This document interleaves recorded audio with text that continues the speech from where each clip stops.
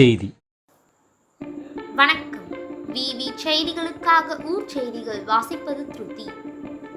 ராணிப்பேட்டை மாவட்டம் ஷோலிங்கர் நகராட்சியில் தூய்மை பணியாளர்களுக்கான மருத்துவ சிகிச்சை முகாம் நடைபெற்றது.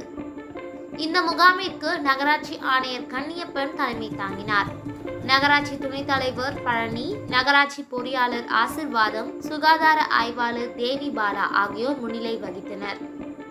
இந்த முகாமிற்கு சிறப்பு அழைப்பாளராக நகராட்சி தலைவர் தமிழ்செல்வி கலந்து கொண்டு தூய்மை பணியாளர்களுக்கான மருத்துவ முகாமை துவக்கி வைத்தார்.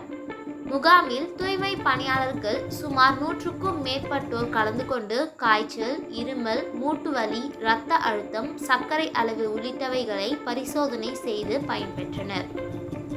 இதில் தூய்மை பணியாளர்கள், அரசு மருத்துவர்கள், செவிலியர்கள் என பலர் கலந்து கொண்டனர்.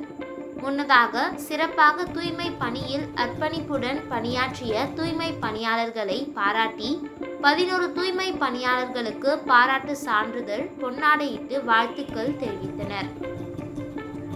தமிழகத்தில் உள்ள நகராட்சிகளில் தூய்மையில் முதன்மை நகராட்சியாக ஷோலிங்கர் நகராட்சி மாற்ற அனைத்து தூய்மை பணியாளர்களும் அர்ப்பணிப்புடன் செயல்பட வேண்டும் என நகராட்சி தலைவர் தமிழ்செல்வி, ஆணையர் கன்னியப்பன் ஆகியோர் கேட்டுக்கொண்டனர்.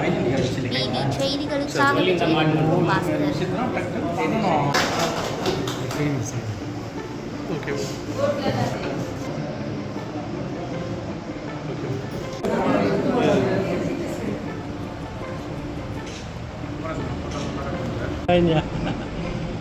சிரிக்க